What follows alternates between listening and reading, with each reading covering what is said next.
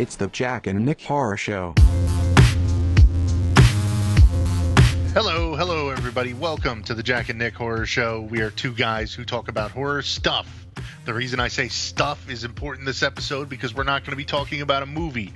We're going to be talking about the new Friday the 13th video game that Jack and I both got, and we're going to be talking about horror games throughout history that are the best. So hopefully you're jacked that we're talking about something else. If you're not jacked, hopefully you are Jack. Hi, Jack. Hi, hello. It is actually somewhat tied to a movie since it is Friday the 13th. Absolutely. It's an exciting new adaptation and interpretation of Friday the 13th. So that's cool. Yeah. We haven't done a show for a while, but here we are. I guess we don't have to mention that because that's every episode is like, hey, we're doing our show for the month. But things may change, Nick. We'll figure that out. I'm so excited. Yes, things may. But we change. shouldn't even. You jinxed it by saying it. I just said may. I didn't say will. But it's already June. Anyway, I love talking about Oreos at the beginning of the show sometimes, so I'm just going to tell you I've had the fireworks Oreos, which they released for Memorial Day. They're like regular Oreos, but with like Pop Rocks in them. They're normal Oreos, but with Pop Rocks in them. There's no change in flavor. They just kind of pop around in your mouth, and I don't understand why. I guess it's to excite the children with a gimmick. Have you had Pepsi Fire? Oh, no, you know what? I have. I actually had a sip of it, and it tasted like if you took, what's that alcohol that's cinnamon flavored? Fireball alcohol, and like put it in a Pepsi instead of putting it in Coke, and therefore it tasted worse. And also was non-alcoholic, and therefore I would not recommend Pepsi Fire. Well, you could always just put a little bit of vodka in it and then call it a day. I guess. Not if I'm like at work. Or maybe rubbing alcohol. You know. Ugh. Yeah, if you're really hard up. Yeah. So, Hairspray. let's get talking. You want to get talking about this video game? Yes, let's do that. We'll do, all right. We'll do the video game and then discussion. Mm-hmm. All right.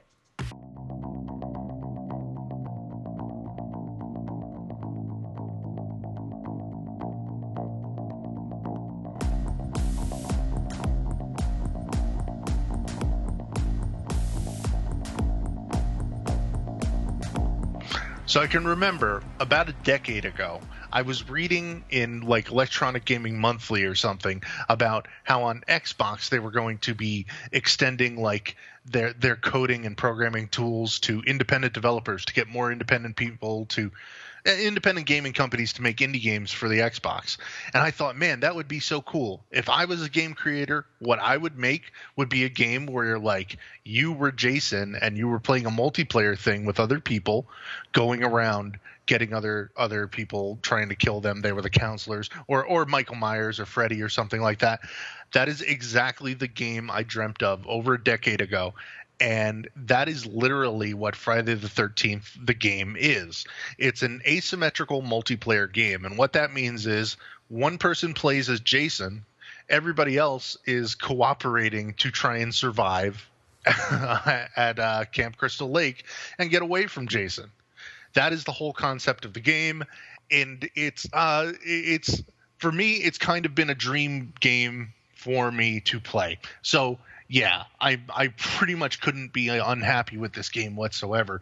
I was part of the Kickstarter for it. I had bought the game like a year and a half ago. I guess I put my money down. This is the first time I've ever participated with crowdsourcing or crowdfunding. That's what I'm looking for. Crowdfunding a game or a movie or anything. And I'm happy it turned into an actual project because so many times developers or creators run away with your money when you do that sort of thing. I played this game on Xbox. Jack played it on PlayStation 4. I'm much more of an avid gamer than Jack.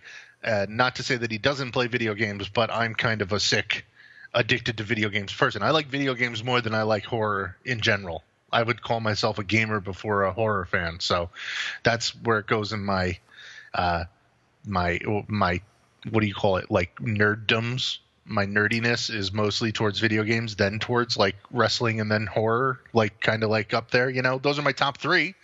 Anyway, I really enjoyed this game for what it is. I think that it's got a lot of It's got a lot of flaws and a lot of problems, but when you can actually play it, it is just dumb fun to run around as Jason or a much weaker camp counselor and try to survive against Jason. I think it looks okay for the most part until you realize that some of the facial animations are like severely broken, and there's little video game stuff like that here and there. I mean, it gets really janky sometimes and glitchy. It needs a lot of work, and the developers have said that they are going to work on it over time, so I'm not worried about that at all. I think that in a year or so, I say in a year, probably in a couple of months, this game will get better and better.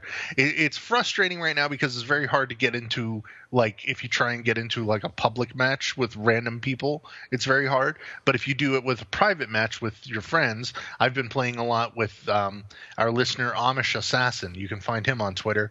I've been playing with Amish Assassin like all week. We've been jumping into matches, and it's just dumb fun when you're able to play along with other people. Jack, have you had a similar experience? I mean, I have no idea what your expectations were before you got this game. How did you? Well, my expectation, from what you were telling me before, I know you contributed to the Indiegogo or whatever the fundraiser was. Mm-hmm. I was really interested in it. At the time, I just couldn't afford to contribute because just had one of those moments, like can't contribute to everything.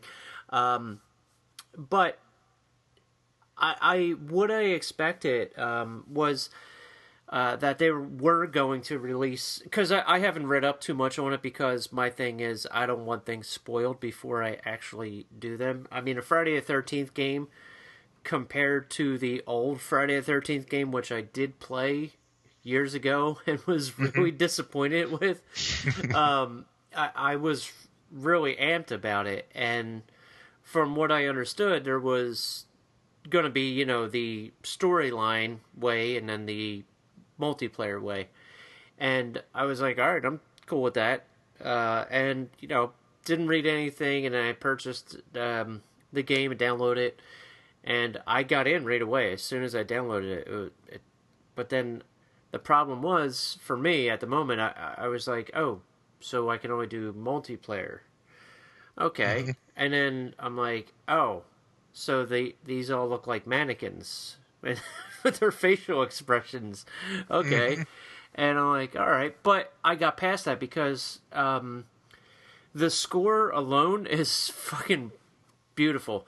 It actually makes you... I mean, with Harry Manfredini's actual score in it, it really added to the excitement. So I just embraced it as I was playing, because it's sort of like you're playing hide and go seek with Jason, but in a cool way, where you're actually on location of the Friday the 13th movies. Mm-hmm. So, I mean, what more could you ask for except for a storyline, which they are going to do eventually, so I couldn't be any happier. The only problem was, after a while, there were a lot of glitches, especially in the opening. The opening is stupid. I really hope they change that eventually, because they actually did cut it back a little with the latest update. If you want to describe what happens in the opening of the game, every match. The opening, for people that have never seen a Friday the 13th movie, this is not how a Friday the 13th plays out. Is a group of kids at a campfire having a good time, or wherever, having a good time, and this one guy just walks up like, hey, what's up? And then Jason comes up behind him and kills him, and everybody freaks out and runs away. But there's also a close-up of the one camp counselor who's known as Chad, of his face, and it looks like the Jim Carrey in The Mask, like his eyes bug out. Yeah. And it's just like, what is happening to this poor dude? And I laugh every goddamn time I look at Chad's face. But they did cut that cinematic a little so that you can't laugh at Chad's face as hard, I guess. But it was still... everybody was. Yeah, every match, everybody I was playing with was just laughing at it. And I played matches where it was just like me and another kid, or like me and 5 other people, and I was having fun no matter what. It is kind of like hide and seek, like you said, where In fact, I won a match just by hiding from Jason in a bathroom. I barricaded myself in a house. You can like lock doors behind you and stuff. And I was just hiding in a bathroom, and Jason just never found me. And it was pretty funny because like I only came out with 2 minutes to go, and I was like, all right, I'm going to try and get to the car and get out, drive away or something like that, right? Right. And I'm running away, and Jason suddenly found me, and he like hit me with a machete, and I was like, no! So I kept running, and time ran out for him, and I survived, and it was like unbelievable for me. I was like, I can't believe it. I hid from Jason, and I made it. If you haven't played it yet, Jason's tools to find you are that he's got like basically supernatural powers that you have always imagined that he had at watching the movies, where it's like he can run fast, he can look like he's walking but suddenly like appear next to someone. He can sense people's fear from far away, which is pretty cool, and then he can like sort of teleport directly to where they are. And he's got a few other powers. Of course, there are awesome kills. Some of them taken directly from the movies. In fact, most of them are taken directly from the movies. My favorite kill in all of Friday the 13th is in Jason Goes to Manhattan, or Jason Goes Manhattan, or whatever it's called, when he's the dude who's like a boxer is like punching him, and he punches him like 20 times. And he's like, go ahead, Jason, take your best shot. And he punches his head, and it goes flying off into a dumpster. That actually happened in a game. The head didn't go flying into a dumpster, but like Jason grabbed a dude and just punched him, and his head goes flying off. And I was like, cool. So that thrilled me. I think that's the best thing in the game. In fact, I would say the best thing about this game is that the fan service is perfect. Yeah, that I saw somebody. It was either on Twitter or whatever, where they said, just to let everybody know, we don't need a Friday the 13th sequel. We already have it with this game. Oh, absolutely. This is a sequel to the 80s stuff, man. Yeah. I mean, like, just when you first start the game, you're able to go in and look at the different Jasons that come with the game. And I say different Jasons because, man, anybody could have made this game and just included, like, one model for Jason or whatever. But they actually have Jasons in the game based on exactly what he looks like in the movies. Not every movie. They said that they're going to add more over time, hopefully, to actually have, like, all the movies. But they have like, I mean, like what, part 2 where he's wearing the sack over his head, part 3 where he finally is wearing the mask, and part 6 where the mask has a crack in it. And my favorite is Jason Goes to Hell. That's in the game. Maybe later on they could go and add the Jason who wasn't really Jason from part 5, and maybe, Freddy versus Jason or something. They Jason X they could add. That would be great. Yeah, that's what they're supposed to, from what I've heard. Oh man, imagine Jason X level. Oh, it seems so cool already, just to think about, like the possibilities. And I mean, there's like just little details that are like Easter eggs in the game. Like you start in Jason's cabin where his mother's head is sitting on a table. When you're playing as Jason, I mean, and her sweater's all laid out in front of it. It's just like the movies. It is when I say that, I mean it's just like the movies. The attention to detail is just so perfect. And like Jack said, the score, the when it starts playing, when like tense stuff is happening and you're trying to run away from Jason and the music starts, it actually makes you tense. It makes me tense, at least. And watching the Friday the 13th movies all these years, you're not scared after a while. When you're a kid, you're terrified. But then after you watch them over and over again, you're like, okay. It's just like crap. And then when you're... Not that I love the Freddy movies, don't... but when you're playing the game, it actually... my heart starts racing and I get really tense because I'm like, shit, Jason's gonna come and get me. And it's stupid, but it's fun stupidness. I like it.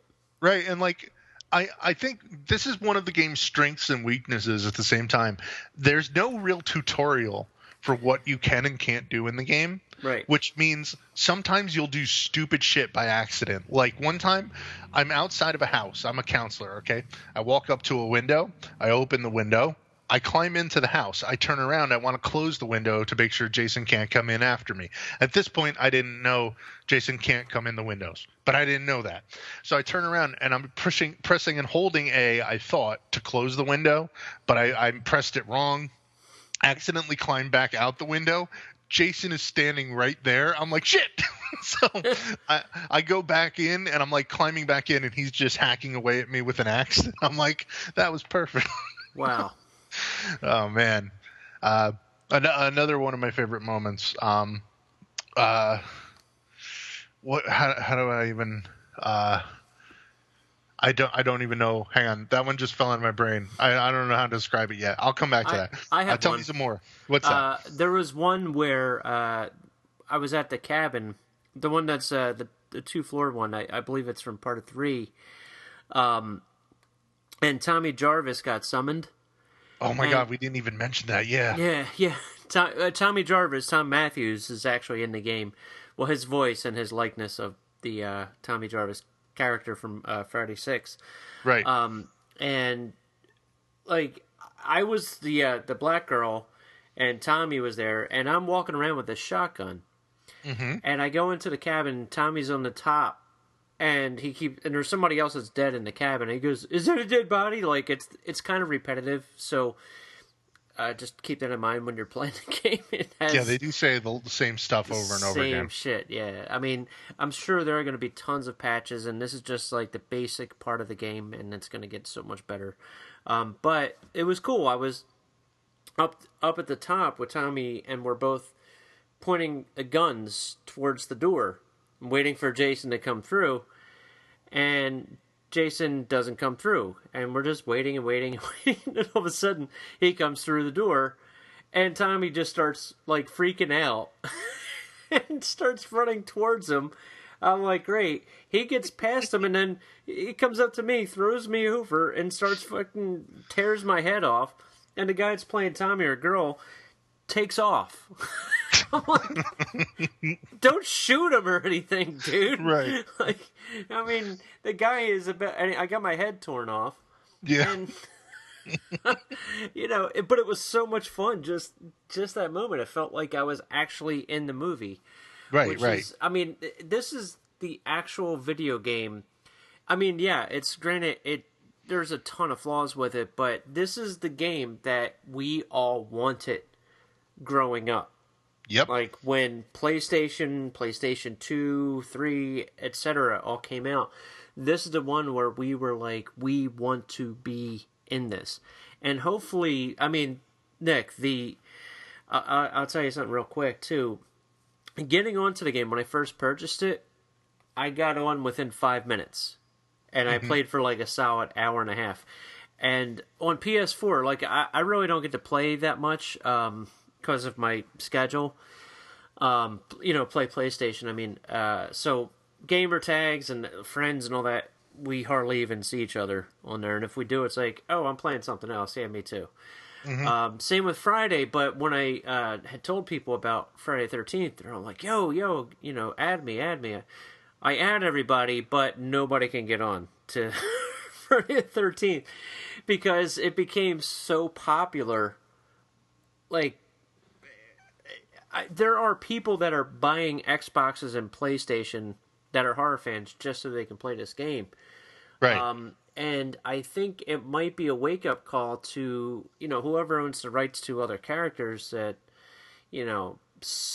there's still an audience for this, and it's a pretty big deal still, which is crazy. If you could respectfully handle it, absolutely, man. Right. I mean, like, I actually have to say, like, Gun Media, the company that made this game, they actually, first off, when I say Gun Media, you know what I think of now? When you turn on the game, like, the first thing that happens is it plays the logos of the companies who published it and stuff, but it plays it all like it's like on videotape.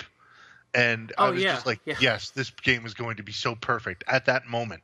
But anyway, Gun Media, they have been very forward about what's been going on with the game and why there have been so many problems. And that's great because, like, you may think that, like, this is unusual that a game gets released with, like, a lot of flaws. But honestly, EA, Ubisoft, all these major game companies, Activision for that matter, they'll release games in poor states and just be like, there it is. Yep.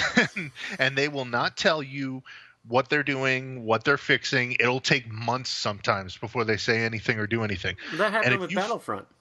Right, Battlefront. Assassin's Creed games come out broken, destroyed. I always wait when an Assassin's Creed game comes out, like a few months.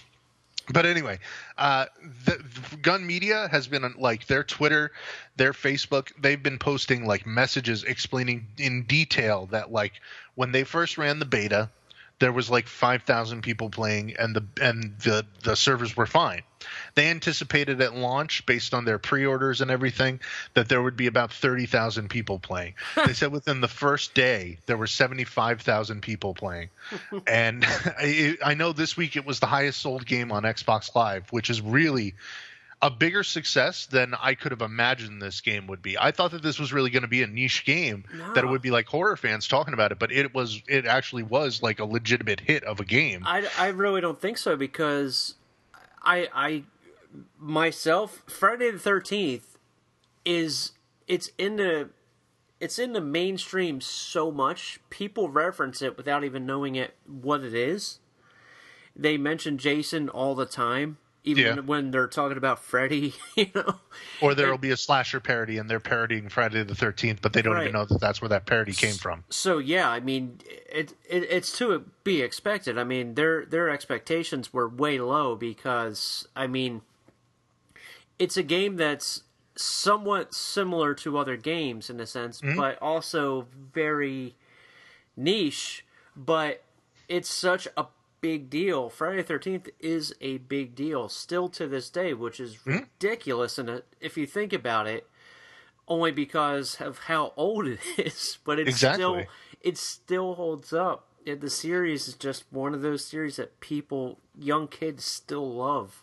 Right, and I mean, it's got such a great mythology to it, and this game treats its mythology with great respect. Right. And that's what's so great about it. And I mean, any game, there are other games that are similar to this. Dead by Daylight, I think one is called. And there's the first-person shooter game called Evolve, where it's like asymmetrical, where one person plays as like a Godzilla-style monster and the other four are like monster hunters. There are other games like this, but if I play those games, and I have played Evolve, and it's kind of fun, if I played Dead by Daylight, even when I first heard about it, I was like, it sounds cool, but it would be better if it was like Jason, right? And this is literally that. Yeah. Like any other game that would be like this would be like, it sounds kind of neat, but I wish it was, an actual horror thing. And this actually is like the full blown thing. I mean, just for the horror fan experience of looking at the different Jasons and the counselors and stuff, dude, the game. When I first became Tommy Jarvis, I forgot that could happen. What happens is, if your counselor is killed, if somebody else in the game finds a telephone, they can call Tommy Jarvis, and then the dead person comes back as Tommy Jarvis, and you're back in the game again. It's awesome. Awesome. And I mean, like, that's actually how there's a secret way, which I'll tell you now. If you don't want to be spoiled, I'm about to tell you how to actually beat Jason, which is done perfectly in the game. I've heard of 3 different ways to do it, but go on. Well, yeah, there's actually a couple of different ways. So I'm telling you the one way that I am certain of. One person has to call in Tommy Jarvis, and one other person has to be a female counselor. You have to go and find Jason's cabin, steal his mom's sweater, and put it on the female counselor. Then you both have to find Jason, stun him by he looks at the girl with the mother's shirt on, and then Tommy has to machete his mask off, and then finally machete him again in order to kill him. It's something along those lines. It's got to be done perfectly, and it is obviously very difficult to pull off, and to pull off without faking it or any of that stuff. Because I'm sure, there's videos out that came out within the first couple of days that I'm sure everybody was playing on the same team, on the PC, just or Xbox or whatever, just ganging up with one another to we got to make this video of how to kill Jason right now. And they probably got millions of views out of it, so good for them. But you know what I mean. To pull off in an open lobby would be extremely hard, and I mean, I'm sure that someday people will figure it out and pull it off easy. But what other horror-esque game would go, or movie would go great in this kind of field? Predator. Ooh, I mean, Predator would man. be fantastic if you just Right. have, it's like Call of Duty, except somebody is Predator. I mean, And it takes place in the day instead of night, and you yeah, just still can't find them. you still can't find them. Yeah, and you get to like mimic the people's voices and stuff. Like if you actually just imagine, and somebody's probably taking this idea and taking it, and they're gonna create a. A fucking, a funding thing. Right. It's already in the Where works. imagine if you got somebody's like how gamers love to hear themselves talk when they're playing the game, like podcasters do. They they like imagine if you're saying he's over there, and then you're able to record that person saying it, being Predator, and you could say he's over there, just mimic the voice like Predator does. Right. That would be wonderful. Wonderful. Man. That would be a cool movie or game, I mean. And dude, you can do so much with the Nightmare on Elm Street series with this. Right. Where, you could just you can infiltrate the dream, or be the dream warriors, but infiltrate people's dreams. Like it's one-on-one matches where you have one person's Freddy and the other person is in the dream, and you can manipulate whatever's going on, and it'd be wonderful. And then eventually you have the Freddy versus Jason game, Which you could already, yes, we already know you could do that in Mortal Kombat from a couple of years ago, but he's meant really, okay? Right. But I think that the possibilities are limitless, especially with how popular this game has become. And if people hone it in and actually create cool stuff, they could make millions of dollars with this. But and they could have made millions of dollars over the years with this. I mean, this is this game. You know what, Nick? Tell me if you got this feeling. Do you feel like you're playing PlayStation 2 when you're playing this game? I wouldn't describe it as that, but maybe like early Xbox 360, yeah. Sure. Yeah, this is definitely a game that could have come out 10 years ago. The only thing that is really necessary for it to be like on modern day systems is like the close-up graphics look kind of nice when you look at Jason. But that's otherwise, what's cool about it, though. It feels like it sounds, and I know people love the word retro and throwback and nostalgia and as a kid and all that bullshit, but it actually feels like a throwback, like you're going back in time and playing the game when you were supposed to all those years ago with the shitty graphics. Right. That happened. Like, I mean, I look at like games like Left 4 Dead that came out 10 years ago almost now, and I mean, I would look at this as a game that is on par with like that, not necessarily in terms of gameplay, because Left 4 Dead is fucking great, but in terms of capability wise, yeah, sure, it could have come out last generation. It just came out now, which is awesome. Yep. I mean, there's still so much that they could do with it. I would say though that the only thing, if you're on the fence about this game, definitely wait. $40 is a little bit much to pay for this game right now, and maybe there will be a sale where you can get it for cheap, and then I would say yes, buy it now. Or there's going to be more features put into the game. Gun Media has said hopefully for free, so wait till like a single player mode gets added or something like that. Right, because for those that are very impatient, you're going to be waiting to play this game if it's over the weekend or in the evening when most people are playing. Right, because I'm sorry I interrupted. No, go ahead. No, I definitely saw people online that were like, "Oh my God, Friday the 13th game! I just bought it for $40 and I can't even play a match. It's the worst game ever." And it's like, dude, you didn't actually play the game. Number one, number two, all multiplayer games have problems with their servers in the opening weekend. Right. It is rare for a game to work on day one in multiplayer. And that's kind of the big shame of this, is that some people will only experience it as that. So hopefully this game is able to grow. But for now, I'm very happy with what the product is. I just hope that the overall quality increases with time. And just imagine a Scream game where you have you and your friends, but one of you is the killer, but you know it and nobody else does. Dude, Final Destination, but it looks like Grand Theft Auto, and you're walking down the street, but you don't know where Calamity is going to hit you from. I know I'm spitballing, but come on, the possibilities here are, and the reason that the Friday 13th / TV series, movie, and all that kind of junk isn't happening, from what I understand, is they're lowballing Cunningham with the rights and all that. Mm-hmm. And he jumped right on to this, him and Savini and all them, and Kane Hodder, which is great, because this is something that he can build on. I'm sure he's going to get a good paycheck. Mm-hmm.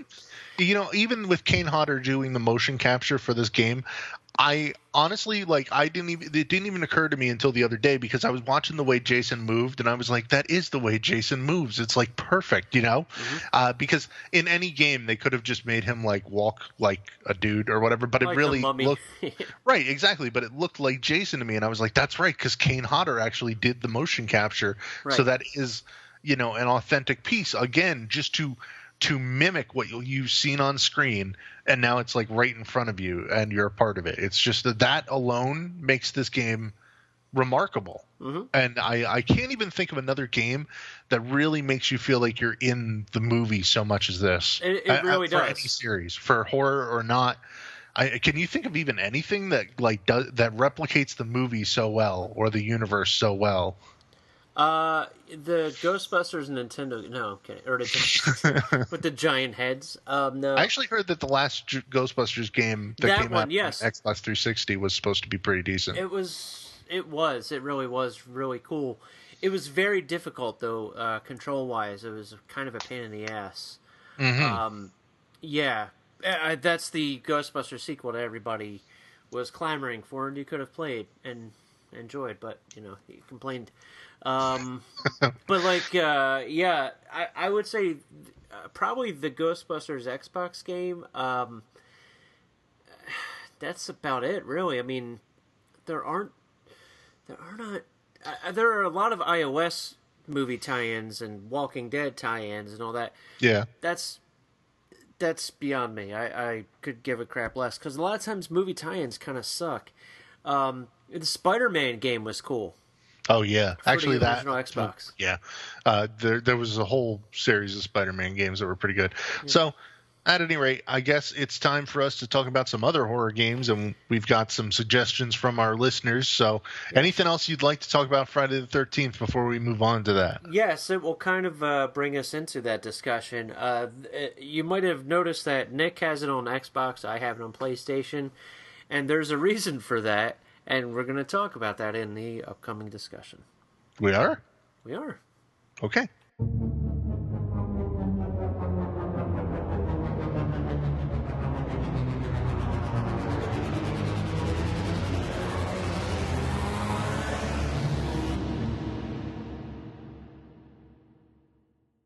So a while back, there was a game that was released on PlayStation 4 only, and it was called Until Dawn.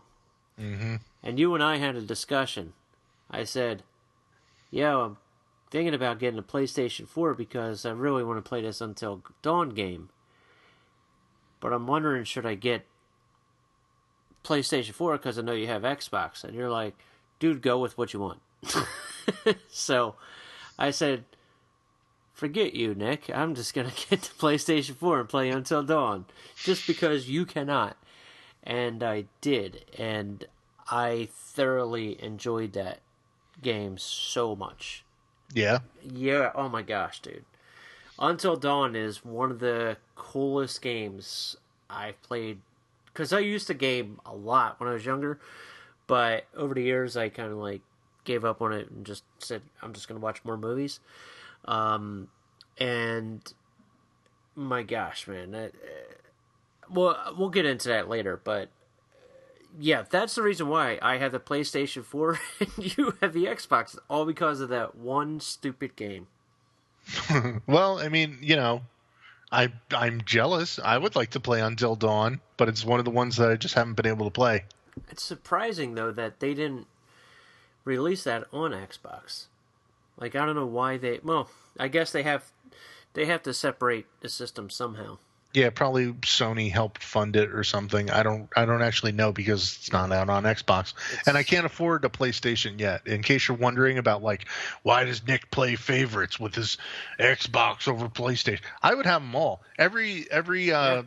The last couple of generations, I've had, I had an Xbox, a Wii, a PS3, I had a PS2, a original Xbox, and a GameCube. I love having as many systems as I freaking can. I've got a Dreamcast in the closet that my brother sent me a year and a half ago, and I never hooked up because I don't have the room or the time or anything anymore. It's one of the best systems ever. Everybody says that, but I mean, honestly, I think it was the best at the time. Oh yeah, at the time, yeah. Like the games don't necessarily all hold up. Wow, we're way off topic. No, so anyway, Until Dawn. But it was still good. The games were fun. Yeah, I know. I remember playing Soul Calibur a hell of a lot back in the day. Yeah, Soul Calibur, and the other one were, what is it? Power Stone. Power Stone was fun. Yeah. Oh my god, it was so much fun.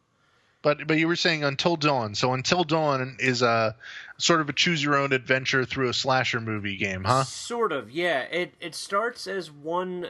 It basically it plays like a slasher movie at first, and then it goes into a whole bunch of different horror genres throughout, including like Saw and monster movie and possession kind of stuff.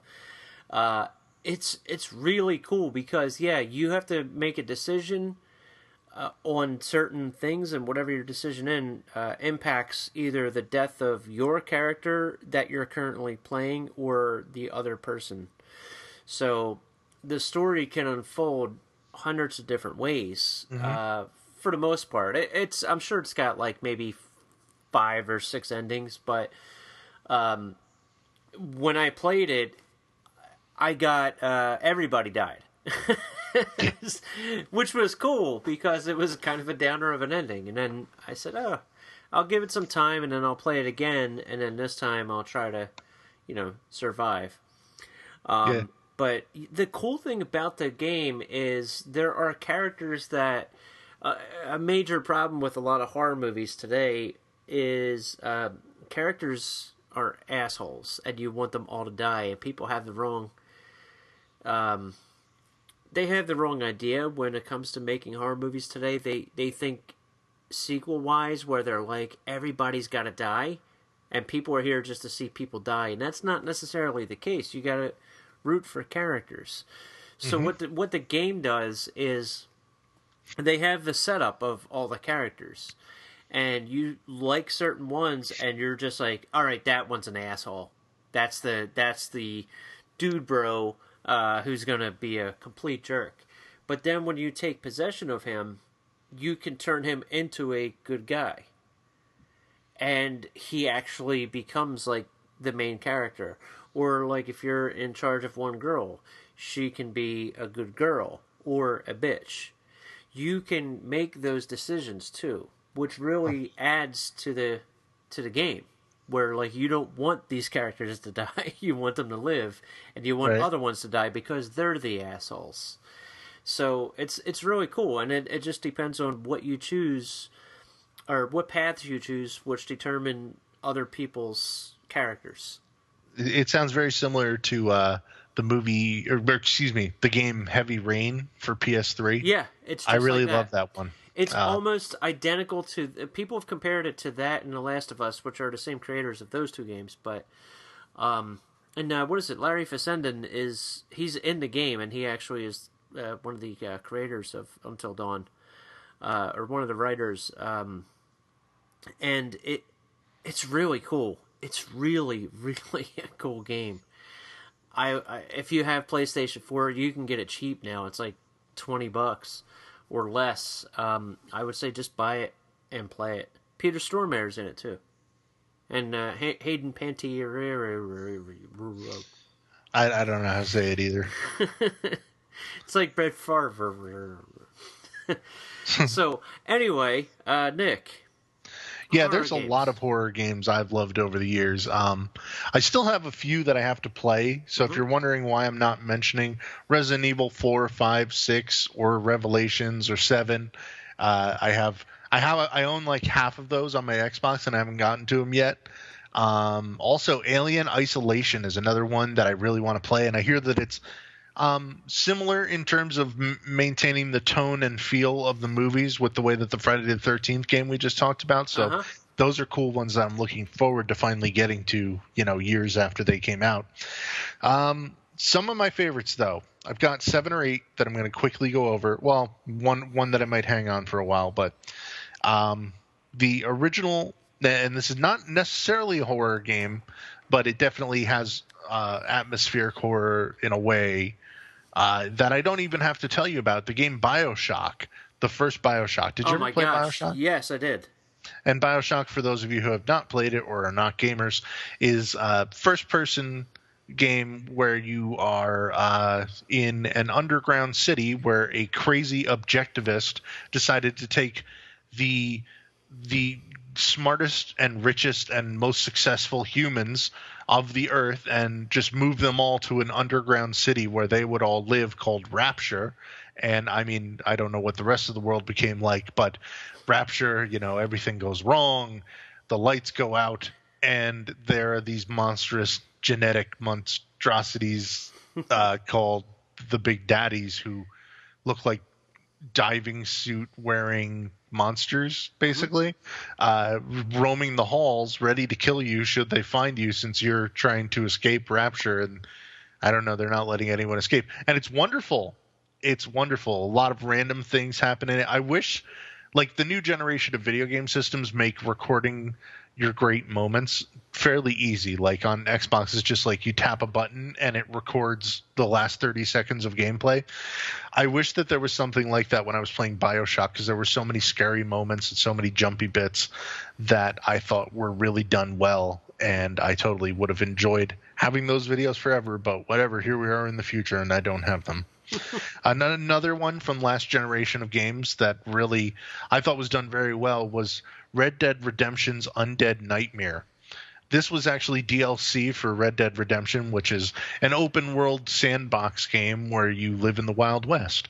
And I didn't really like Red Dead Redemption as much as the rest of the world, even though I'm like a nut for Grand Theft Auto games. I liked it a lot, but I never actually finished the story Right. because I just kind of got distracted after a while. But at any rate, I thought the DLC was perfect. Undead Nightmare, I liked the score to it. It kind of had what is the instrument that I'm thinking of that I can't think of the name of, that was in like 1950s horror movies? That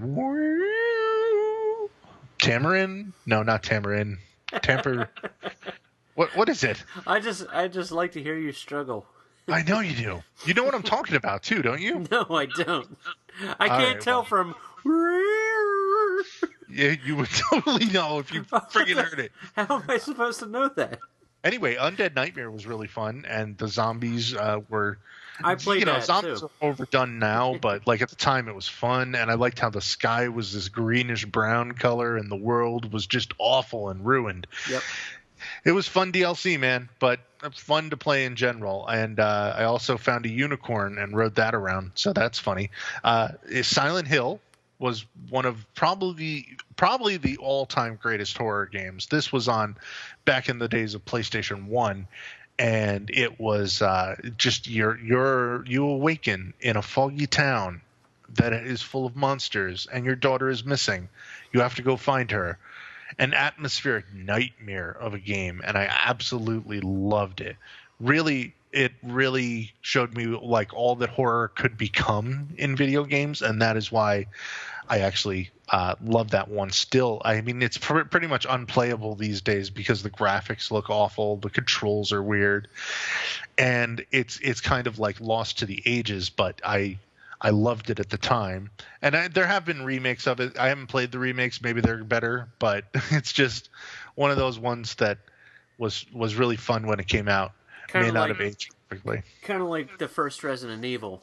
Which is the next game that I was actually just Yeah. going to talk about, Wow. because it has the same freaking problems where Yeah. it's like the graphics at the time like when Resident Evil first came out, and Resident Evil is, in case you never played the original, you are like a special SWAT officer sent into this house where I don't even know why you're sent in, but basically there are zombies and you're walking around this haunted mansion. That's what it was like. There's a part where near the beginning of the game where like dogs jump through the windows in this tight corridor that you're walking up. That scared the living shit out of me. Absolutely, dude. When that first happened, I was like terrified of it. Even the opening of the game was actual live action full motion video stuff where it was like they filmed people acting like they were in some D-level movie about like these cops landing and being attacked by zombies. I was in from that very moment that I was just like, this is all the crappy stuff I watch on direct-to-video movies put into a game, you know? Mm-hmm. There was little bits throughout that game. If you try and leave out the front door, it would play this cinematic on, 90s level CGI cinematic of you open the front door and like a mutant dog sticks his head in and it's like, and you have to shut the door quickly so you don't die. So it's like, okay, I can't go out the front door. I guess I have to find my way out. And of course, the Resident Evil series blossomed into this insane thing, but I always go back to that one. And another game that I've played multiple times, and it was one of the first games that I played on my YouTube channel for my horror retro gaming series that I did. The first game I thought of playing was the original Friday the 13th on NES, which is a stupid video game. Basically, it's all 2D side-scrolling adventure where you play as a counselor and like you have to try and save children who are dying from Jason, but you sometimes get there and you fight him, and then the fight suddenly turns into Mike Tyson's Punch-Out, except Jason with a machete. I don't know. It's really weird. It's a really weird game, and also it has freaking moon logic in how you're supposed to beat it.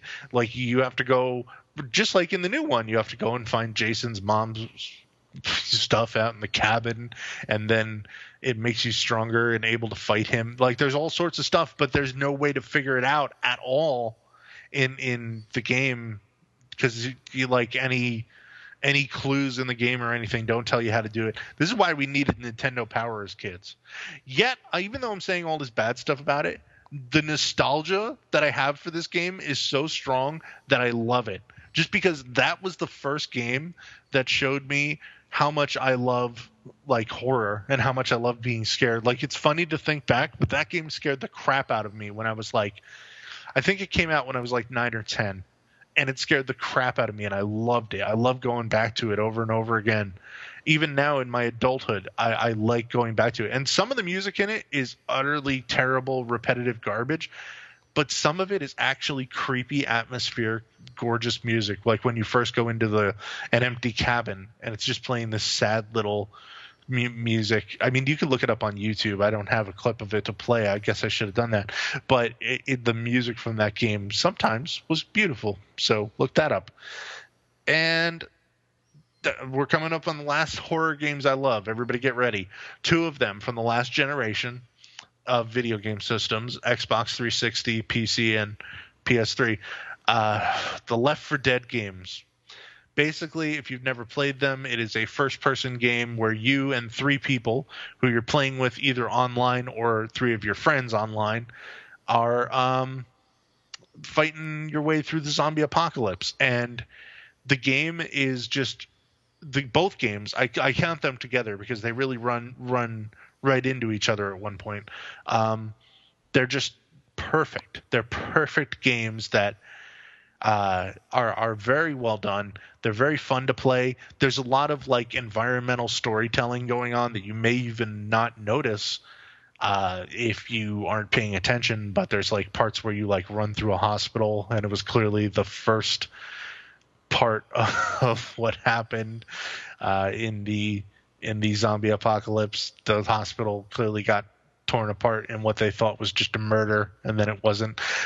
That sort of thing is in the background of these games, but the game is also set up in many ways. It's not like you're walking through like the old Doom games, which I also really love, but where like there would be like a closet that's full of like 20 monsters, and every time that you play, that same closet is full of 20 monsters. The Left 4 Dead games were different every time that you play them. Every time that you would go through them, they would have zombies in different places. Sometimes there would be like a full horde attack in this spot, but not in this spot. Crazy stuff. If you haven't played those, I recommend you play those. Now they're on PS. They're backwards compatible on Xbox, and they're on PC forever. So yeah, definitely play those and try and play it with your friends. I think me and Jack even played it together back in the day. And we did. It's just so much fun to play with friends. Those are some of the last games that I would even say were so much fun to play with your friends, because nowadays it's like you're either playing with your friends or playing with strangers. It kind of doesn't matter. I don't know. I think there are games that are more fun to play with your friends, obviously, but whatever. Let's not talk about that. Let's talk about my favorite horror game of all time, Silent Hill 2. This was on PS2 and Xbox back in the day, the old Xbox, and it is a really good, really messed up horror story. It's surreal. It is like walking through a nightmare. And at times it's scary, at times it's gory, at times, it's just wonderful. I mean, the premise of the game alone is enough to draw you in. You're a guy, you get a letter from your wife, and it says to come meet me in Silent Hill, where we used to vacation. And then it turns out that your wife was dead for years. And it's weird that you got a letter from her for these reasons, but that alone is enough to make you go, really into it. And I remember the cutscenes at the time were very good at the time. Just like I said about Silent Hill 1, though, the controls and the cutscenes now probably don't hold up that much. I think that there's been HD remakes of it. In fact, I know that there was on Xbox 360 and PlayStation, but I don't know how well they actually hold up because I have not played them for myself, so I'm not going to vouch for it. I know it gets harder and harder when you get older, because you're like, oh man, I played this game 15 years ago and it was the greatest ever. But I'm still pretty sure that, like, I know that there's a lot of people watching these games on YouTube. I know I've watched them full playthroughs again on YouTube. I absolutely love Silent Hill 2.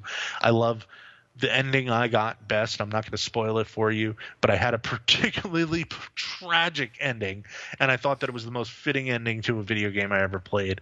So I still love Silent Hill 2. It's probably one of my favorite video games of all time, probably in my top 3, and I've played thousands.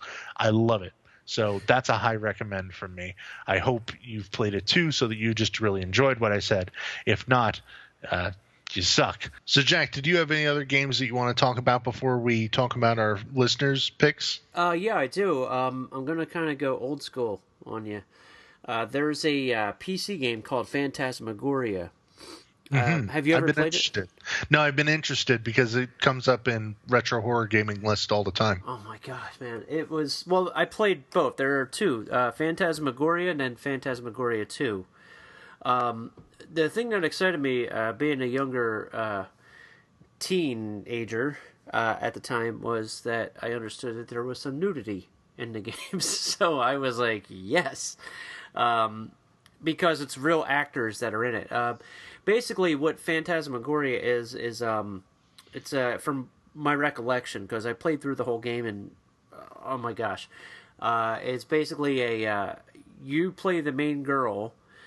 Who's married to this dude that has like a ponytail, and you basically inherit this mansion, and you're finding out about the past of it. And your husband becomes possessed, kind of like Jack Torrance, and you have to eventually battle a giant demon creature at the end, who can put its fingers inside of your eyeballs and split your head in half. It's fucking great. It's really, really cool. It's one of those role-playing games that still has action to it. Mm-hmm. Where, you walk through a room and you highlight something and pick it up, that sort of thing. Mm-hmm. Much like the old school Leisure Suit Larry or whatever you were playing at the time. Part 2 is kind of... that one is more of like a Office Space possession thing too, where your main character is like seeing different things. I remember this one bald dude that was one of the people that worked there, and these are all like real people that are in the game. And at the time, the graphics were quite good. Not now, obviously, but very violent games and a lot of fun. So I would definitely recommend them. Or actually, YouTube, you can watch the games play through, which is still fun for me to do just to see it. Another one is Night Trap from Sega CD, which I understand, Nick, you tweeted me Yeah. about Night Trap getting released for PS4. Yeah, it's coming out for PS4 and Xbox One. It's hopefully next month, I believe, is when it's supposed to. Yeah, and it's going to be one of those limited run things, I heard. And yeah, it's going to be on disc and digital, but disc only on PS4. They're making an actual disc release for it. Yeah, I would definitely do the digital for that. I'll tell you this, Sega CD was one of my favorite systems too. I was very hesitant about PlayStation because I was a Sega boy. Like, I had the Genesis, and then I got the Sega CD, and then I got the Dreamcast. Mm-hmm. And I loved Sega CD because Night Trap was one of those games that was... You ever... Nick, you're obviously a gamer. You ever play so many action games and just jumping this and jumping that and... Super Mario-esque and shooting games, etc. That you ever play these games where you just want to sit there and just hit buttons? Yeah, of course. That's what Night Trap is. You're in a security van, and Dana Plato, R.I.P., is in this game where they're having a sleepover, and the family that... the family leaves, like, the kids there or something, and they leave and go. The husband and wife go out, and Dana Plato is one of the girls that's staying at this house, and she's undercover with you, and she's talking to the cameras. They have cameras throughout the house, and you have to switch between rooms and catch these things that are, I think they're called the Oogies, that are guys dressed in all black that suck the blood out of the girls with these weird like contraptions like this.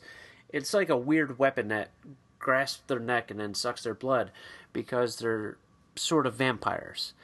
And then there's a plot twist that happens at the end of the game, which is really ridiculous. If you're a huge fan of 90s and late 80s cheese horror, that's the perfect game for you. You may be bored to tears if you're not into flipping through cameras, because basically what you have to do, the object is to catch these guys dressed in black, and there are traps throughout the house. So when they walk over the trap, you have to hit the trap button, and then the trap door opens up and they get caught. And if you don't do it at the right time, then people die. It's really, really so much fun. I can't. It really is. It's for me. Most people might be bored with it, but there was a game called Road Rage 2 at the same time, and it was an anime game that you are actually in a car. It's not a horror game per se, but this is how Sega CD was like a giant leap forward at the time, where you're in an anime game where you're like kind of like a Mad Max, but driving through malls and stuff and killing this band of bad guys that killed your family. Mm-hmm. That's basically what it is. And you're just driving throughout and knocking people off the road, and yeah, you drive through a mall and all these people are running out of the way. It was wonderful. Yes, I did play Dead Space as well. Have you played that one? I have played Dead Space. Yeah, that was on Xbox 360. It was like you're on a ship in space and there are aliens to get in, right? Yeah. I didn't finish it because shit came up. That's all I'm going to say. But I enjoyed it for what it was at the time. But yeah, Left 4 Dead and Left 4 Dead 2. I gotta say that Left 4 Dead 2, man, was leaps and bounds above Left 4 Dead because it kind of felt like Zombieland in the one thing with the carnival. Mm-hmm. The Carnival Land where you're on the roller coaster and all that. I really can't understand what happened to the Left 4 Dead series. Well, that's a thing with the publisher who makes those games, Valve. They never get to the number 3 in any of their series. Half-Life stopped at 2. Team Fortress stopped at 2. Portal stopped at 2. Left 4 Dead stopped at 2. Dude, now we're saying this, and watch, this episode will come out after E3 next week, and they'll announce sequels to all these games, and we're going to look stupid. But look, we recorded this prior to E3, so if they announce anything next week, and they won't probably, but if they do, sorry. Yeah. The Resident Evil game, I loved when it came out. The original. Yeah, the original, and it was a free download for PS4 if you're PS4 or PlayStation Plus member, and I played it for about 20 minutes, and I said, "This sucks. This is absolutely terrible game." Yeah, I have the HD remake on Xbox of it. I bought like all the Resident Evil HD remakes together in a bundle, and I was just like, I can't wait. And I'll start with Resident Evil 0 because that's the beginning of the story. I was playing it the other day.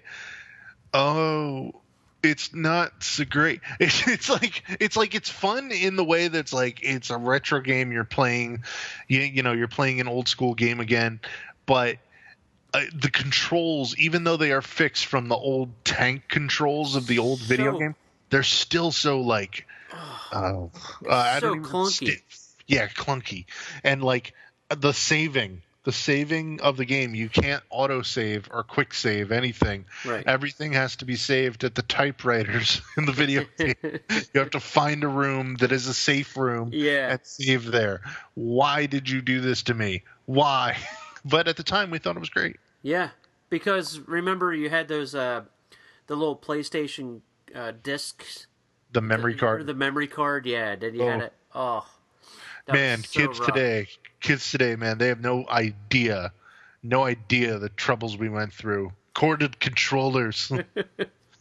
Anyway, I'm sure there are a couple that I'm gonna forget about, but there is one game in particular, especially for the iPhone, and I believe the Android too. I want to mention it's called Slayaway Camp. I've not played it. What is it? Oh my god, man! It's so much fun, Nick.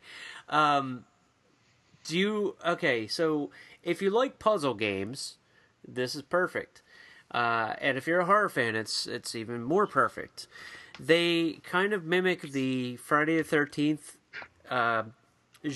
game or movies, but they also intertwine My Bloody Valentine and American Mary and a whole bunch of horror things. Basically, what the idea is, Slayaway Camp, you play a Jason, let's say, right?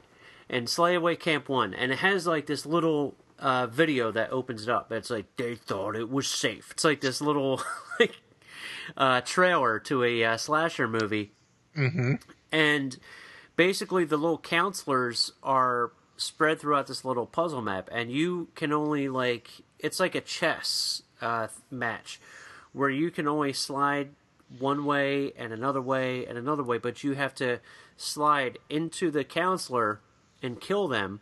And when you do, it's like it cuts to like them getting their like head chopped in half, chainsawed up the torso, all these weird ways, but they're like little block people. So it's kind of like funny too. But then what happens with the game is it seems repetitive, but it gets so funny, and it starts to piss you off on purpose. The first round alone, like you have Slayaway Camp, and at the very end of it, there's this the boss is this hippie counselor who's playing this song, and it's the same 3 lyrics over and over again, and it's the most annoying song you could ever hear, and he just keeps on singing it over and over. And then you finally, when you kill him, you know, it's great. And then Slay Away Camp 2 comes up, and then after Slay Away Camp 2, Slay Away Camp 3D comes up. Where you're like, and then there's a Slay Away Camp where you're the mother of Jason, and then there's My Bloody Valentine, but it doesn't. It's like, it's not. It doesn't say My Bloody Valentine, but it's basically My Bloody Valentine. Mm-hmm. But the game is so much fun and very. It's very quick and easy too. It's only like $5 or something like that, but it's one of those things that you can get your aggressions out by killing people in horrible ways with these little block people. And it's a game I always go back to when I'm like just sitting around, I got my phone in my hand rather than look at Facebook or any of that other nonsense. I just pop in the game. So yeah, I'm looking at pictures of it online. I've actually never heard of it before, and it looks ridiculous. Oh my God, dude. It's seriously, when you're playing it, it's addictive too. I believe the maker of Peggle came up with it. And Peggle, I loved Peggle. Yeah, me too. I mean, it looks nothing like Peggle. No, but it's really, really cool. And if you're a slasher movie fan, it definitely has all those things that you love sprinkled throughout, like during the little intros that they have. And the sound effects are great. The music is great. And when you're done killing people, it makes a cha cha cha cha, like, and then like the Satan circle thing comes up for you to spawn into. Like you have to get to the Satan circle at the end. Mm-hmm. It's so much fun. I can't recommend it enough. I really can't. I think it's one of the best iOS games I've played in a long, long time. So, but Nick, we have listeners. We do. It's not just the show is the Jack and Nick show, but we should call it Jack and Nick and listeners our show. Yeah, Jack, Nick, and you guys. And you guys and girls. So you can follow us on Twitter at Jack and Nick Show, or just look us up on Facebook, Jack and Nick Horror Show, and that way you can contribute next time we have an episode where we want your contribution. Jack, would you like Twitter or Facebook to go first? I'll go with Facebook. Okay. Tell us what our Facebook listeners liked. What games did they say were some of their favorite horror games? Well, we got one from Joshua. He says, I thoroughly enjoyed The Evil Within. However, the Friday the 13th game that just dropped is fun when you can get into a match. I still want to check out Until Dawn. Heard it was really good. I'll do this in reverse. Yes, Until Dawn is really, really good. Friday the 13th we've discussed ad nauseum. No, just kidding. And The Evil Within, I haven't played. Have you played that, Nick? No, I have not. It's been one that I've been watching, like the price drop every now and then so much, right. But I feel like it's going to be a Games with Gold game on Xbox soon enough, and I won't have to pay anything for it, I hope. Right, that's how I feel with it, too, because I saw it, and then there's like an Evil Within 2, isn't there? No, it's not officially announced yet, but there were some screenshots that leaked from it. I figure, yeah, when they need to build up hype for Evil Within 2, they'll release that as a free-to-play game. And I've also heard not many great things about Evil Within other than it's kind of okay. So I'll that's what I'm waiting on. But I'm still interested. Well, Josh does have good taste, too. So. Mm-hmm. There's also Dan, who says Silent Hill 2, nothing has come close since. I agree. You agree. That's your all-time favorite. One of my all-time favorites. Okay. Parasite Eve, says Vincent. Have you heard of Parasite Eve? Yeah, that was back on PlayStation 1. Kind of a weird game from Square Enix, the people who make the Final Fantasy games.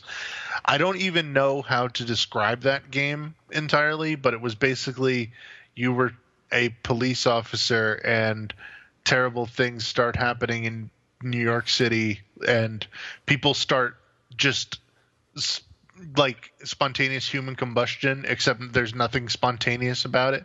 Like tons of people start combusting, and it turns out that there's this woman who can control the mitochondria in people's cells and makes it accelerate to the point that they just burst into flames. And it had some of the greatest cutscenes on, the full motion video CGI of PlayStation 1. Look up the cutscenes from that game. The opera scene is just amazing horror. Amazing horror. I really enjoyed Parasite Eve back in the day. It's one of those games that it's like, why did they never do much more with Parasite Eve? I think that there was Parasite Eve 1 and 2, and then I think that they made a follow-up. Yeah, there was the third birthday, but I think I don't remember. I think that one was on like the what do you call it, the PSP or something. I wish that they'd kind of continue that series or find a place for it in modern horror and do something cool with it. Like, if they made a game like that, but it was kind of the Heavy Rain style investigation game, that would be really cool. But it's lost to the ages for now.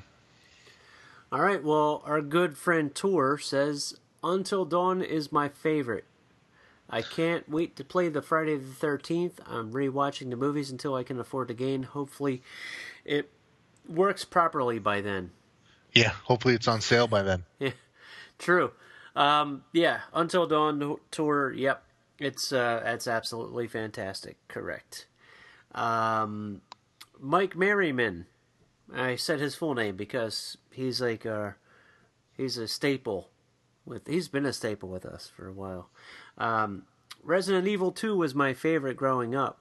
In the modern era, if you count The Last of Us as horror, that would probably be it. Otherwise, Alien Isolation and Until Dawn were excellent. I actually have Alien Isolation, and I started to play it, but I stopped. Not because I was bored, but because I was bored. It was cool, but there was a lot of... I don't know if it's me being like a dumbass, but there's a lot of crawling through corridors and shit. And it's like, look, I'm here to fucking see aliens. I'm not here to crawl through shit. Okay. That's funny. That's the first negative thing I've heard about that game. But I liked it. I'm a little worried. I like it though. It's one of those things that it builds. I understand that, and it's just the very opening. But I just, after a while, it's like, okay, you got to go here, you got to go there, and I'm like, you know what? I was gonna bring up the YouTube walkthrough just to see how to get the fuck out of pardon my expressions today, but like how to get the fuck out of this place because I kept going in circles, and I'm like, I gotta make poop. I can't do this anymore. You're grown up with grown up needs. Yeah, exactly. Like, there's something that happens to you when you hit 40. And I'm going to tell you exactly. It's not a midlife crisis. It's when you're playing these games, you're like, is this going to matter? Really? Is this really going to... No, it's not. Really isn't. Yeah.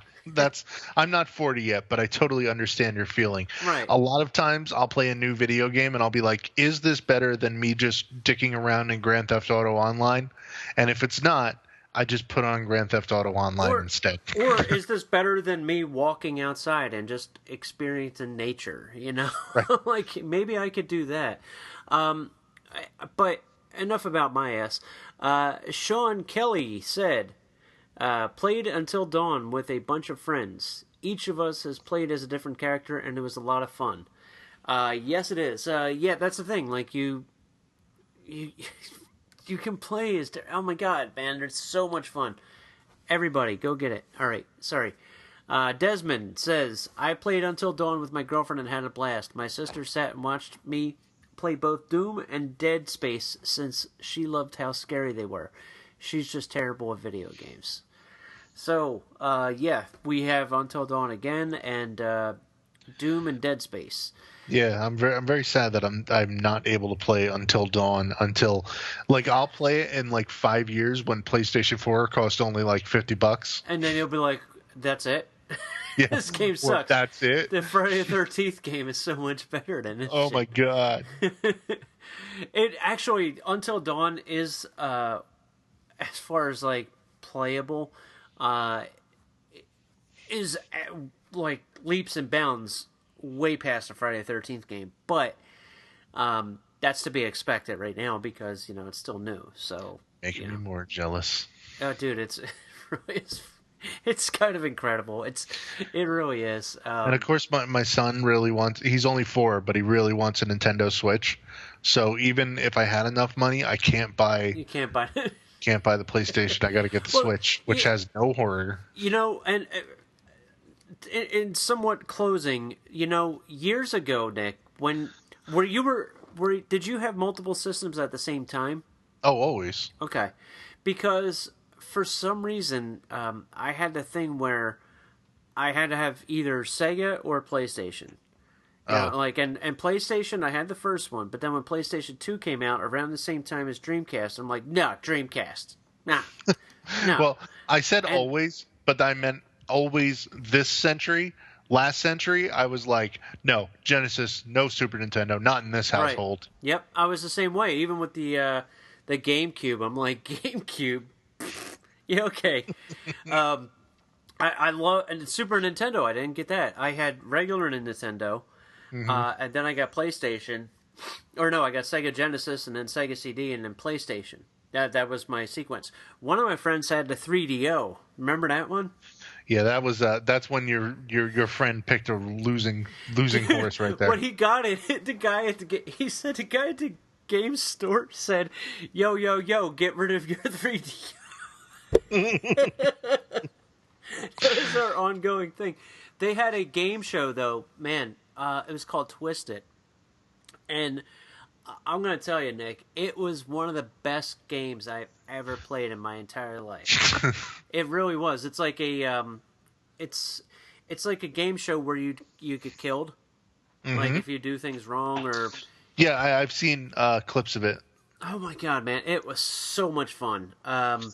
I bet that's one of those ones that was like really cool in 1995. Oh my gosh, dude! Now you'd be like, "This is shit." Yeah, definitely. If I could get a 3DO now, I would be so happy. I remember a friend of mine had it back in the day because he was rich and it cost $600 when it came out. Yeah. And $600 in 1995 money was like $2,000 now.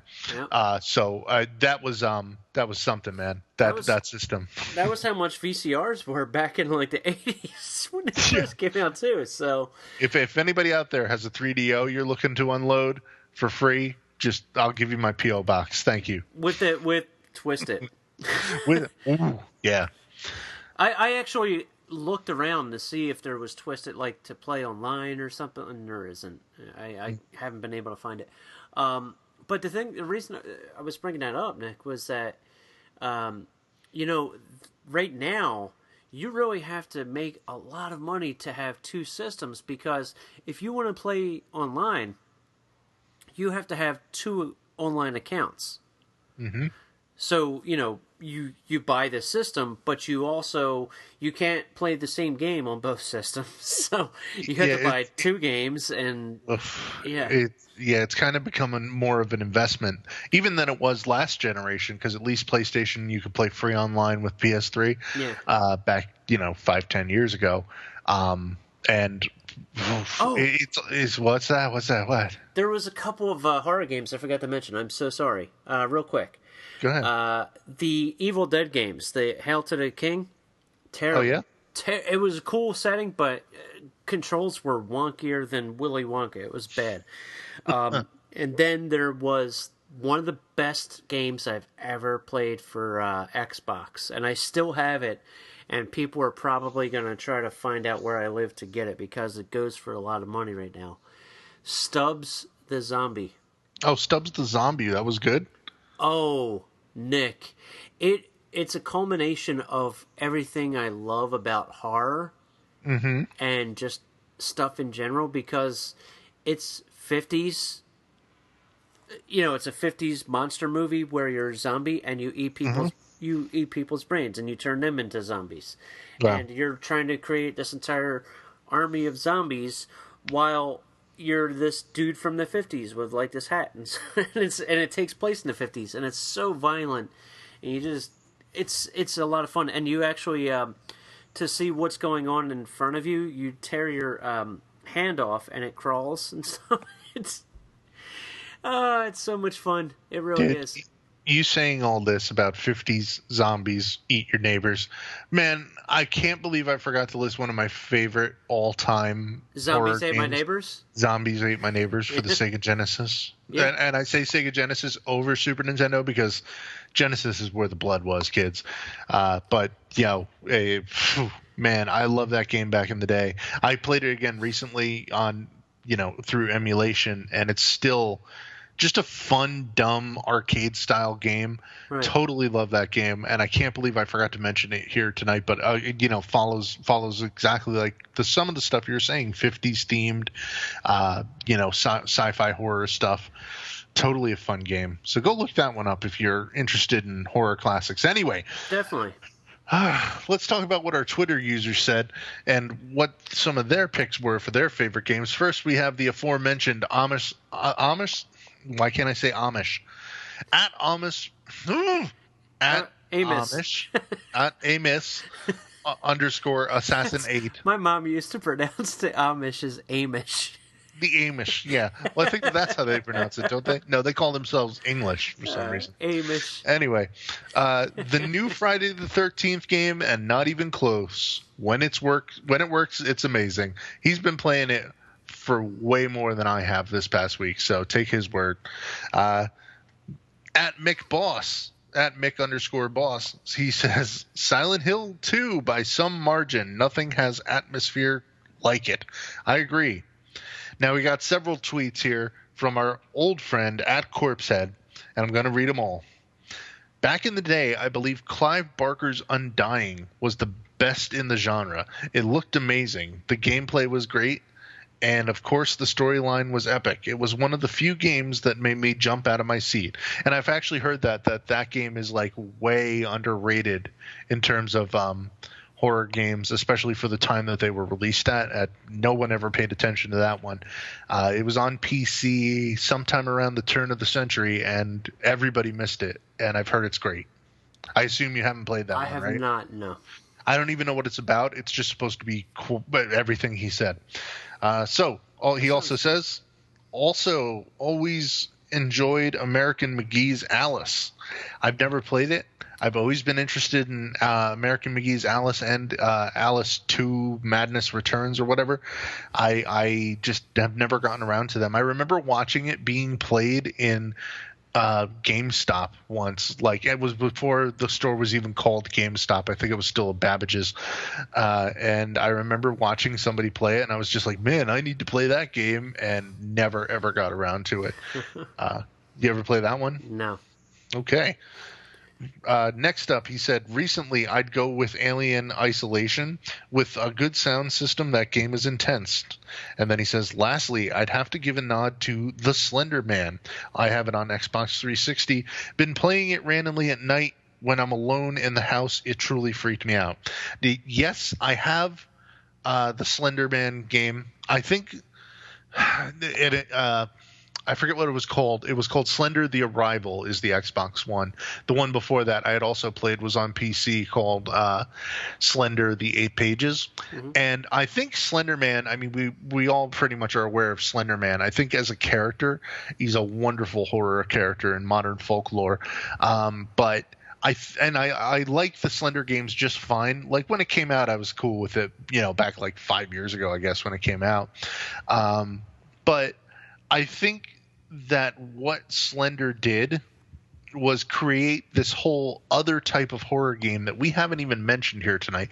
And it's because we're a little bit older. I mean, obviously I'm 35, Jack's in his early 40s. And like we were not as in touch with what the young kids are playing. Because Sorry. But I mean, what the young kids, like, I'm talking like teenagers and preteens are into, are all the jump scare games. And the jump scare games, to me, are shovelware and just like garbage. And it's not just because I'm old. I mean, it's probably just because I'm old. Because if I was young, I'd be like, this is awesome, Five Nights at Freddy's, woohoo! But I think even that, I say Five Nights at Freddy's, but I know that like that game has worn out. They're up to like part 5 or 6 in that series, and it's not been nearly as popular because even just in a neurological or psychological sense, once you have a jump scare and it's just the same jump scare over and over again, it's not as interesting. I mean, if you want me to name drop other games that I would compare to that, there's Frankie's House of Jump Scares is one, and Five Nights at Freddy's. Five Nights at Freddy's. Oh, the one that my son likes. He found a video of a kid playing this game, and I was like, "What are you watching?" But it turned out to be so unscary that I just let him watch it because it's not even scary. It's Bendy and the Ink Machine, I think it's called, and it's basically like this cartoon that's coming to life, but it's not even scary at all. It's just sometimes there's a guy peeking out around the corner, and then he slowly hides away, and he's like a 2D animation. It's not even scary whatsoever. I mean, I guess if I was 4, I don't even think that my son understands that it's scary.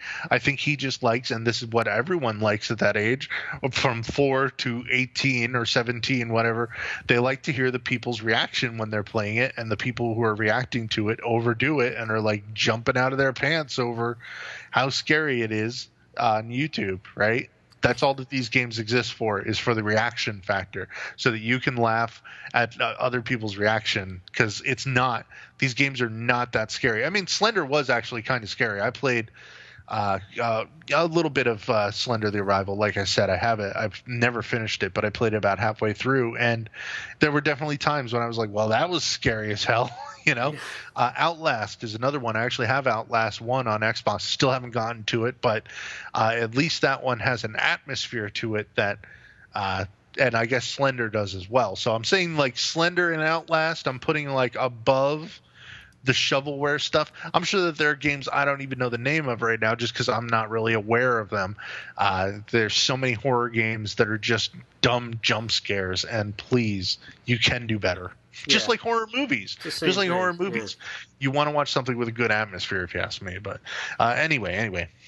Next quote comes from @movies_beer247. Resident Evil 2. I had it for N64. Oof. You didn't get the good one. Then I rebought it for GameCube when Capcom ported it over. Now, I am one of the only people who, when Resident Evil 1 first came out, I loved it so bad because I realized where they were drawing like inspiration from, that it was more like a haunted house. I just enjoyed it so much that I never got into Resident Evil 2, which was kind of like you were in Raccoon City, the city that was infested with zombies, and like in the police station and a couple of other locations therein. And to me, it was like just so far from what I really liked about the original, that mysterious haunted house, you know? Mm-hmm. And I mean, I always liked Resident Evil 1 better because of that. Even though, like, I'm sure technically Resident Evil 2 is superior, it's just never been my cup of tea. It's still a wonderful game. 3, I even played 3 a whole lot. That was the one with Nemesis. Even though that was pretty annoying at times. I actually think I beat 3 and 1, but I never beat 2. I'm hoping at E3 next week, I've heard rumors that they're going to have HD remakes of Part 2 and Part 3. I'm hoping for that only because then I can actually complete the collection of HD remakes and have like 0 through 6, and then I can get 7 and I'll have like all the Resident Evil games. Why am I doing this to myself? I don't know, but that's currently the trip I'm on. Next up, quote from @Y2Stump. Old Stumpy, our pal. Resident Evil 2. God damn it. Don't know which was scarier, the tank controls or the big ass spiders. Either way, love that game. And again, yeah, the controls, man, oof, which tough game? to play. Resident Evil 2. Again. Resident Evil. Well, Resident Evil alone was. Next up, I follow WWE. He says, or well, I assume it's a he. The pictures of a dude, but of course the pictures of a wrestler. So this could be a woman who really likes this wrestler. I don't know. Does Doom 2016 count? If not, Resident Evil 7 then. And Doom 2016 is of course horror. It's crazy sci-fi action horror. Why shouldn't that count? I have that one sitting on my shelf. I have a huge backlog of games. that is at the top of the list of games I'm going to get to, hopefully within the next month or two. Can't wait to play it. And Resident Evil 7, I don't own Resident Evil 7 yet. By the time I play through the other Resident Evils, that game will be $5 in the $5 bin at Walmart, so I'll pick it up. Next up, at Default Prophet says Dead Space, which we already discussed, but he also says, or Fear. When you go down the ladder in Fear and the ghost dude is right there and the ninjas in the office building. I have no idea what he's talking about. I know the game Fear. I'm sort of familiar with it. I've heard that I think Fear 3 is supposed to be really good. I think in those games you're basically like a SWAT team or tactical force that ends up fighting like a J-pop style ghost woman thing. And I think I've heard that it's like very good, but I've never gotten around to it myself. The same way. I have not. I've watched somebody else play it, and I was like, I can only do that for so long too, and then I'm like, I gotta go. Yeah, I think that's one of the things that makes us older is like, I mean, I like turning on YouTube and watching other people play games, but like, I can only do it for like a couple of minutes at a time. I don't ever watch anybody play through a full game. I've watched a few where like I've watched a full game, but like I'm like skipping ahead. I don't have the attention span for it. Even like my videos on my YouTube page where I play old school video games and stuff, I try and keep the videos around like 5 minutes or less, just because I'm like, I know I can't watch more than 5 minutes. Yep. Even though there are probably people, and I know that they're like, I've looked at the stats and analytics, when I've gone over 10 minutes, people watch the whole goddamn thing sometimes, and I'm like, why? Go watch something else, kids. Even my own videos. New Jersey Nick on YouTube. Look it up. Go follow me. Hey. You know what's funny? Nowadays, if you say to somebody, "Oh yeah, that you got to watch this movie," and they say, "Well, how long is it?" "Oh, it's like 3 hours." "Oh my god, I don't know if I can handle that." And then the same person will watch a whole season of a TV show because they're binge watching, because they have to tell people that they're binge watching, and it's like 12 hours of your day watching the same story. Think about it. Yeah, it's a weird world. It's a weird world we live in, ain't it? And then a 10-minute video clip or 10-minute anything is too long. but we can binge watch an entire series or 7 seasons of a TV show. Not a problem. God damn. People, go on. Well, I guess that's it, though. That's all that we have on Twitter. Oh, okay. Jack, do you have anything else you would like to add to this video game discussion before we go back to discussing horror movies next time? There's probably a bunch of them I forgot about, but we'll just keep it. We'll probably have another one of these when they update the Friday. We can call it Friday 13th Part 2 show. Oh, cool. I'm cool with that. Cool, man. Well, Nick, I guess we'll say goodbye. Right. Everybody, please, like I said, follow us at Jack and Nick Show on Twitter, or just look us up on Facebook, Jack and Nick Horror Show. We also have a Tumblr, but we don't know how to get to it. So find us anywhere, and we'll see you around. Thanks, everybody. Thanks for participating, too. We love it when people actually write in and have great ideas and stuff. Like you. Bye. Bye.